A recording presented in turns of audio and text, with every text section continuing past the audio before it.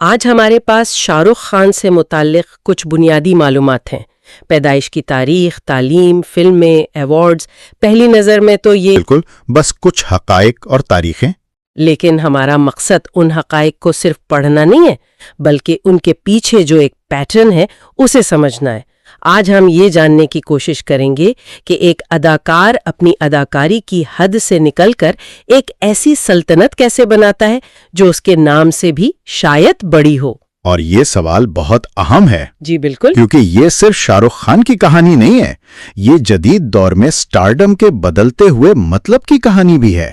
ان کا پروفائل ایک road map کی طرح ہے کہ کس طرح شہرت کو ایک پائیدار بزنس میں اور ایک عالمی اثر و رسوخ میں تبدیل کیا جا سکتا ہے۔ تو یہ صرف قسمت کی بات نہیں ہے؟ نہیں، بالکل نہیں، اس میں بہت گہری سوچ اور ایک اسٹریٹجی شامل ہے۔ تو آئیے اسی اسٹریٹجی کو ڈیکوڈ کرنے کی کوشش کرتے ہیں۔ شروعات کرتے ہیں بالکل بنیاد سے۔ ہمارے پاس جو معلومات ہے ان کے مطابق ان کی پیدائش ہوئی 2 نومبر 1965 کو نئی دہلی میں۔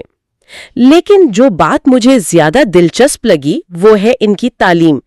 دہلی کے ہنز راج کالج سے معاشیات میں یعنی اکنامکس میں BA کی ڈگری۔ اور ہمیں اسی نقطے پر تھوڑا روکنا چاہیے۔ اچھا؟ جی، اس زمانے میں یعنی 80 کی دہائی کے آخر میں بالی ووڈ میں آنے والوں کے لیے یہ کوئی عام راستہ نہیں تھا۔ صحیح، زیادہ تر لوگ تو شاید تعلیم ادھوری چھوڑ کر آ جاتے تھے۔ بالکل، یا ان کا تعلیمی پس منظر اتنا مضبوط نہیں ہوتا تھا۔ تو ایک معتبر ادارے سے اکنامکس میں ڈگری حاصل کرنا ان کے بارے میں 2 باتیں بتاتا ہے۔ کیا؟ مجھے لگتا ہے ایک تو یہ کہ وہ ایک پڑھے لکھے خاندان سے تھے۔ جی وہ تو ہے ہی، لیکن دوسری اور زیادہ اہم بات یہ ہے کہ ان کا ذہن شروع سے ہی تجزیاتی تھا، انالیٹیکل۔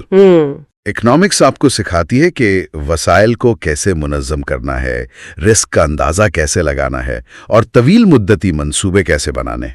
اچھا، تو یہ صرف اداکاری کے جذبے کی بات نہیں تھی، ان کی بنیاد میں ہی ایک اسٹریٹجک سوچ شامل تھی جو شاید بعد میں ان کے کاروباری فیصلوں میں جھلکتی ہے۔ یہ ایک ایسا ذہن ہے جو صرف کیمرے کے سامنے نہیں بلکہ بیلنس شیٹ پر بھی کام کرنا جانتا ہے۔ یہ ایک بہت ہی دلچسپ زاویہ ہے۔ میں نے کبھی ان کی تعلیم کو ان کے بزنس سے جوڑ کر نہیں دیکھا تھا۔ اور پھر 1988 میں ان کے فنی سفر کا آغاز ہوتا ہے جو آج تک جاری ہے، مطلب 3.5 دہائیوں سے زیادہ کا عرصہ۔ جی، فلم انڈسٹری میں جہاں ہر جمعے کو کریئر بنتے اور بگڑتے ہیں، اتنے لمبے عرصے تک ریلیونٹ رہنا، یہ تو اپنے آپ میں کیس اسٹڈی ہے۔ بالکل، اور ریلیونٹ رہنے کا مطلب صرف فلمیں کرنا نہیں ہے۔ اس کا مطلب ہے وقت کے ساتھ خود کو بدلنا، ایوالو کرنا، اور یہی ہمیں ان کے پروفائل کے اگلے اور شاید سب سے اہم حصے کی طرف لے جاتا ہے۔ یعنی ایک شخصیت اور کئی کردار۔ جی، اداکار، پروڈیوسر، ٹیلی ویژن شخصیت اور بزنس مین۔ اور یہاں سے بات واقعی دلچسپ ہو جاتی ہے۔ صرف اداکار رہنا ان کے لیے کافی نہیں تھا، انہوں نے ریڈ چلیز انٹرٹینمنٹ کی بنیاد رکھی۔ یہ صرف ایک پروڈکشن ہاؤس نہیں ہے نا؟ نہیں، بالکل نہیں، اور یہی ان کی دور اندیشی کا سب سے بڑا ثبوت ہے۔ ریڈ چلیز صرف فلمیں پروڈیوس نہیں کرتا، اس کا سب سے بڑا اثاثہ ہے اس کا VFX اسٹوڈیو۔ VFX یعنی ویژول ایفیکٹس۔ جی، یہ وہی ٹیکنالوجی ہے جو ہالی ووڈ کی بڑی بڑی فلموں میں اسپیشل ایفیکٹس بنانے کے لیے استعمال ہوتی ہے۔ شاہ رخ خان نے یہ سمجھ لیا تھا کہ مستقبل میں سنیما صرف کہانی اور اداکاری پر نہیں چلے گا بلکہ ٹیکنالوجی پر بھی چلے گا۔ لیکن یہ تو ایک بہت بڑا رسک رہا ہوگا۔ بہت بڑا۔ ایک ایسے شعبے میں سرمایہ کاری کرنا جس کے لیے بہت زیادہ تکنیکی مہارت اور پیسہ چاہیے، خاص طور پر اس وقت جب ہندوستان میں VFX انڈسٹری اتنی ترقی یافتہ نہیں تھی۔ بہت بڑا رسک تھا، لیکن یہ ایک دفاعی حکمت عملی بھی تھی۔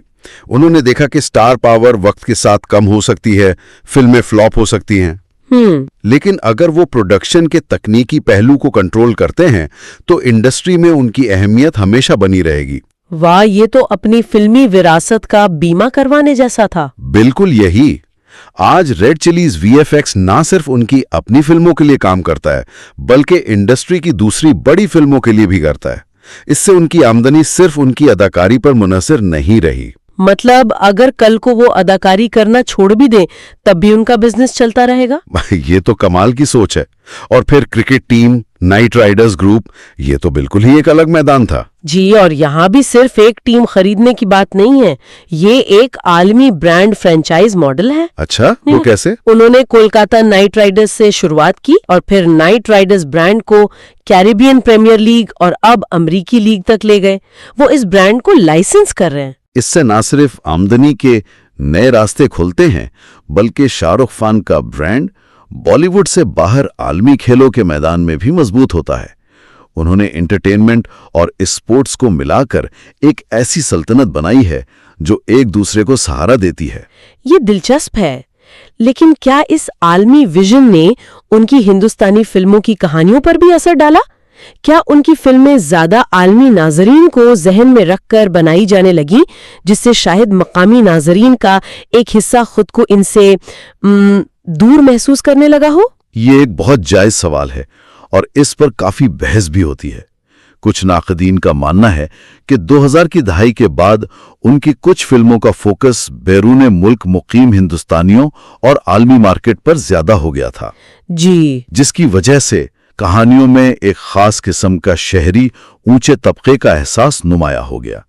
لیکن دوسری طرف اسی حکمت عملی نے ہندی سنیما کے لیے عالمی دروازے کھولے اور اسے ایک نئی مارکیٹ دی. بالکل، یہ ایک کاروباری فیصلہ تھا جس کے تخلیقی فائدے اور نقصانات دونوں تھے. ٹھیک ہے، تو ایک طرف یہ بزنس امپائر بن رہی تھی اور دوسری طرف ان کی ذاتی زندگی میں کیا ہو رہا تھا؟ ہمارے پاس جو معلومات ہیں ان کے مطابق 1991 میں ان کی شادی گوری چھبر سے ہوئی. یہ تاریخ بہت اہم لگتی ہے. بہت زیادہ اہم ہے، بہت ہی زیادہ. ان کی پہلی فلم دیوانہ ریلیز ہونے سے بھی پہلے، ہے نا؟ یہ بالکل. اس وقت وہ ایک جدوجہد کرنے والے اداکار تھے. شوبز کی چکا چوند اور کامیابی کے دباؤ سے پہلے ہی انہوں نے اپنی ذاتی زندگی کی بنیاد رکھ دی تھی. عوامی شخصیات کی اکثر غیر مستحکم زندگیوں کے برعکس ان کی طویل اور مستحکم شادی نے انہیں ایک فیملی مین کی شناخت دی، جو ان کی رومانوی ہیرو کی شبیہہ کے ساتھ مل گئی. جی، اور اس نے ان کی اپیل کو بہت وسیع کر دیا. لیکن کیا یہ صرف ایک مستحکم گھریلو زندگی کی بات تھی یا اس میں بھی کوئی اسٹریٹجک پہلو تھا؟ میرے خیال میں دونوں چیزیں تھیں. بلا شبہ یہ ایک مضبوط ذاتی رشتہ ہے. جی، لیکن اس کے برانڈ پر اثرات کو نظر انداز نہیں کیا جا سکتا. غوری خان خود ایک کامیاب انٹیریئر ڈیزائنر اور پروڈیوسر ہیں. صحیح. وہ اس ایس آر کے برانڈ کو بنانے میں ایک خاموش پارٹنر رہی ہیں. یہ ایک ایسی شراکت داری ہے جہاں ایک طرف عوامی چہرہ ہے اور دوسری طرف ایک مضبوط کاروباری اور گھریلو بنیاد. ایک پاور کپل کا امیج. بالکل. اس جوڑی نے مل کر ایک پاور کپل کا امیج بنایا جو صرف فلمی دنیا تک محدود نہیں تھا. اس سے ان کے برانڈ کو ایک طرح کی سنجیدگی اور استحکام بخشا جو نوجوانوں کے ساتھ ساتھ خاندانوں کو بھی اپنی طرف متوجہ کرتا تھا. یہ واقعی ایک مکمل تصویر پیش کرتا ہے. اب آتے ہیں اعزازات اور عالمی پہچان پر. یہ فہرست کافی لمبی اور متاثر کن ہے.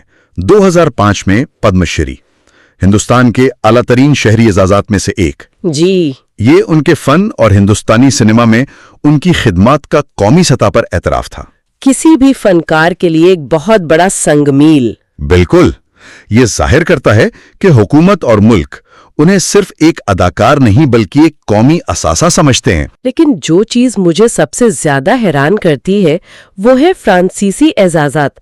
2007 میں order of arts and letters اور پھر 2014 میں فرانس کا سب سے بڑا شہری اعزاز لیجن آف آنر. جی، یہ تو وہی ایوارڈ ہے جو دنیا کے بڑے رہنماؤں اور فنکاروں کو دیا جاتا ہے. فرانس کی حکومت ایک ہندوستانی اداکار میں اتنی دلچسپی کیوں لے رہی تھی؟ یہاں سب سے دلچسپ بات یہی ہے، یہ اعزازات صرف ان کی فلموں کی مقبولیت کی وجہ سے نہیں ہیں. اچھا. یہ اس بات کا اعتراف ہے کہ وہ ایک ثقافتی سفیر ہیں. فرانس جو خود سنیما کا ایک بہت بڑا مرکز ہے، جب کسی غیر ملکی اداکار کو اپنے سب سے بڑے اعزاز سے نوازتا ہے تو وہ یہ کہہ رہا ہوتا ہے کہ اس شخص نے ثقافتوں کے درمیان پل کا کام کیا ہے. واو. ان کی فلموں نے ہندوستانی ثقافت کو دنیا کے کونے کونے میں ایک ایسے انداز میں پہنچایا جو قابل ستائش ہے. یہ ان کی سافٹ پاور کا اعتراف ہے. سافٹ پاور یہ زبردست اصطلاح ہے. یعنی وہ ہندوستان کی ثقافتی پہچان کا ایک چہرہ بن گئے. بالکل، اور ان اعزازات کا وقت بھی دیکھیں، 2005 سے 2014 تک یہ ان کے کیریئر کے عروج کا دور تھا۔ یہ ظاہر کرتا ہے کہ ان کا اثر صرف باکس آفس کے نمبروں تک محدود نہیں تھا، بلکہ عالمی سطح پر ثقافتی مکالمے میں بھی اہم تھا۔ اس فہرست میں ایک اور عجیب بات ہے، 2025 کا نیشنل فلم ایوارڈ، یہ تو ابھی آیا ہی نہیں۔ جی، یہ شاید ایک متوقع یا علامتی تاریخ ہے جو ہمارے ذرائع میں درج ہے۔ اچھا، لیکن اس کا ذکر اس بات کی طرف اشارہ کرتا ہے کہ ان کے کام کو کیریئر کے اس آخری مرحلے میں بھی اعلیٰ ترین سطح پر سرائے جانے کی توقع ہے۔ یہ ان کی مسلسل مطابقت یعنی کنٹینیوڈ ریلیونس کی علامت ہے۔